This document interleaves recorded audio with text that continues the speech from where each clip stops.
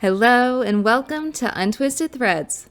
One yarn that has completely captured the knitting world lately is mohair. It's airy, fluffy, it's soft, usually, and gives your project that dreamy halo that we can't get enough of. Over the past couple of years, we've tested 15 different mohair yarns, mostly from Europe with a couple from the United States, and today we're going to put them all head to head. This is by far the biggest yarn comparison that we've done.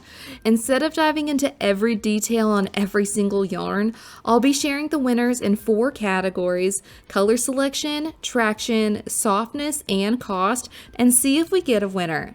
For each category, you'll see a first and second place pick for both the United States and Europe, so no matter where you're shopping, you'll know your best options. If a yarn doesn't take the top spot, don't worry, we'll still share how it ranked in that category so you can see the full picture. Do you like mohair yarns or do you prefer Surrey alpaca? Leave your vote down in the comments. Let's introduce the yarns. In order that we have reviewed them, there's Concept by Katya Super Kid Mohair, Gapard Kid Seta, Drops Kid Silk, Sandnes Garn Tin Silk Mohair, Knit Picks Aloft, Knitting for Olive Soft Silk Mohair, Yarnsmith's Kid Mohair Silk, Isager Silk Mohair, Hobie Friends Kid Silk Mohair, Filcolana Tilia, Mayflower Super Kid Mohair, Onlink number 10, Viking Garn Kid Silk, Hjertgarn Silk Kid Mohair, and Valley Yarn Southampton. If you'd like the full in-depth review of each yarn, we have that linked in the description, as well as a blog post on our new website with all of this information and links to shop for you to quickly refer to at any time. But for now, let's jump in and see which mohair yarns come out on top. For color selection in the United States, Valley Yarn Southampton is the winner with a palette of 45 colors. The range includes soft neutrals like white, silver, and light beige, along with rich classics such as charcoal and chocolate. For brighter pops, there are options like scarlet, lemon, and sapphire, while earthy shades such as olive and rust bring warmth and depth. The collection also includes delicate pastels like lavender and baby blue, making it a fairly versatile collection of colors.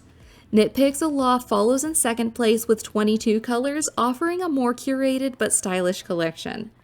For Europe, Mayflower Super Kid Mohair offers the widest palette we've seen so far, with 97 colors, the most of any mohair yarn that we've reviewed.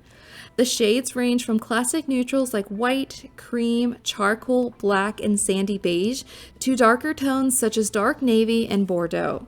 For brighter and more playful hues, there are vibrant shades like Postbox Red, Coral Reef, Mandarin, and Evergreen Greens, as well as soft pastels including Lilac, Arctic Ice, and Sweet Lavender. With nearly 100 shades, it really covers a broad spectrum for both bold statements and subtle accents. In second place is Knitting for Olive Soft Silk Mohair, which offers 82 colors and combines trendy shades with plenty of neutrals and understated tones. For traction in the United States is Knit Picks Aloft.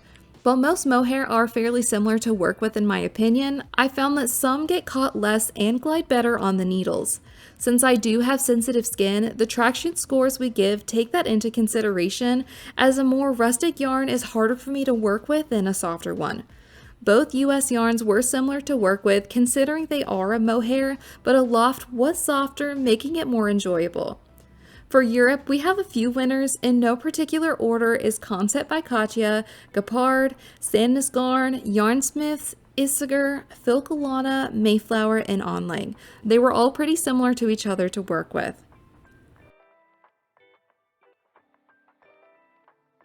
For softness in the United States, Knit Picks Aloft scored a 4.8 out of 5. It felt very nice and high quality, not plasticky or squeaky. It has a great amount of fluff that didn't fly all over the place when working with it. It has a core of silk and that little bit of shine, but not so much that it looked fake, and then the mohair is all brushed out to make it super fuzzy. In second place, Southampton scored a 4.1 out of 5. I'd say this one falls in that mid-soft range, falling on the less soft side. I wouldn't say it was prickly, but maybe it was the silk core that gave it more of a rustic feel than I felt from other mohairs. For Europe, and the softest mohair we've reviewed so far is Isager Silk Mohair with a 4.9 out of 5 rating. Okay, so my jaw dropped. Those of you who said that this was the softest mohair they've ever felt, I think you might be right. Now granted, we haven't tried out all the mohairs out there, but this one is definitely at the top. We've only reviewed 2 yarns so far that we believe are softer than this, and we've reviewed quite a few. It is so soft and feels of a nice quality too. Now, for some reason, it wasn't as soft on the needles as it was on the skein. I'm thinking that's due to the silk core, but definitely not irritating by any means. In second place is a tie with a 4.8 out of 5 score is Concept by Katya, Gepard, Yarnsmiths, and Filcolana. Just slightly less soft, but still a joy to work with.